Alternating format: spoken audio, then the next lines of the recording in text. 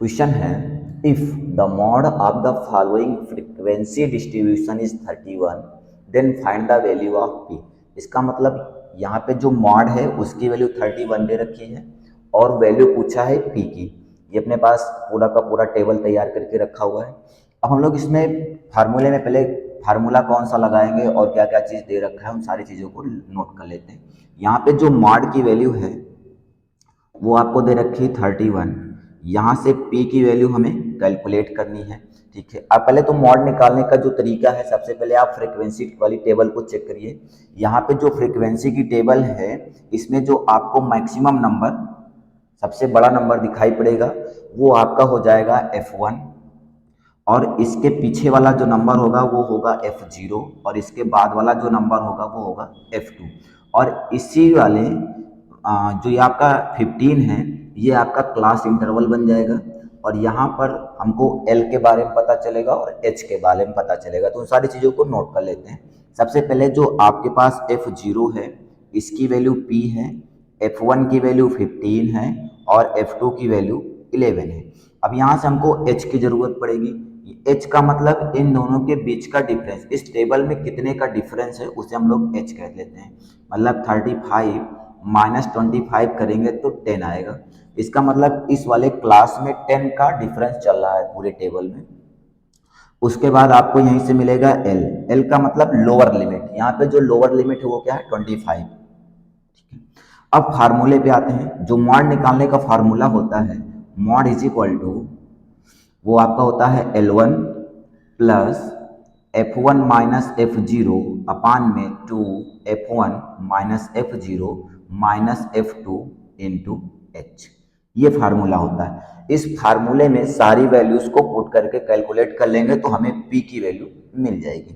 तो मॉड की वैल्यू क्या है 31, यहाँ पे 31 हो गया, इज इक्वल टू L1 की वैल्यू 25 है तो 25 प्लस F1 की वैल्यू है 15 माइनस F0 की वैल्यू है P, हम लोगों ने P लिख दिया, अपान में 2F1, 2F1 का मतलब 2 इंटू F1 की वैल्यू 15 माइनस F0, F0 का मतलब P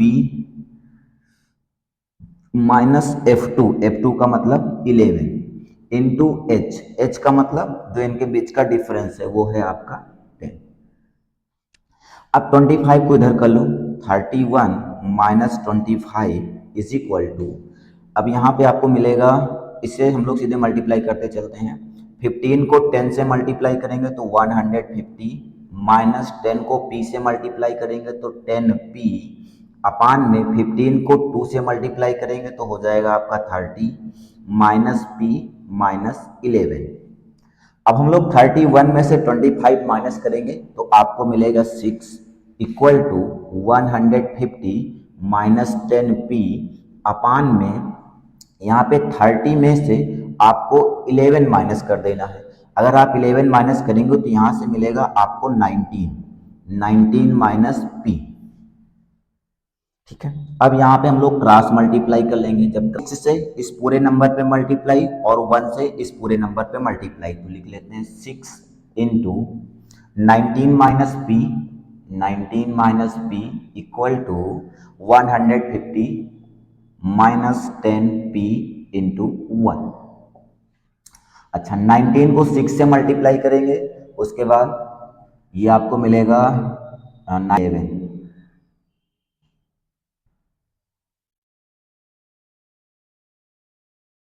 114 minus 6P is equal to 150 minus 10P।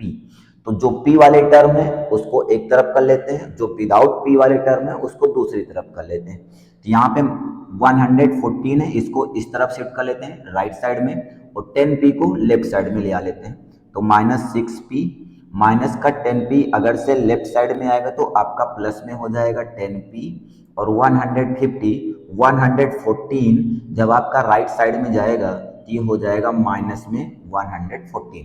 अच्छा, 10 में से 6 माइनस करेंगे तो आपको मिलेगा 4P और 150 में से 114 माइनस करना है तो एक एक करके माइनस कर लेते हैं। 10 में से 4 माइनस करेंगे 6, 4 में से 1 माइनस करेंगे 3। अब यहाँ पे जो 4 है ये मल्टीप्लाई में है अगर आप इसे राइट साइड में शिफ्ट करोगे तो ये डिवाइड में आ जाएगा 4। 4 की टेबल 9 बार काउंट होगी तो 36, मतलब p इज इक्वल टू 9। तो इस तरीके से हम लोग यहाँ पे p की वैल्यू कैलकुलेट करते हैं।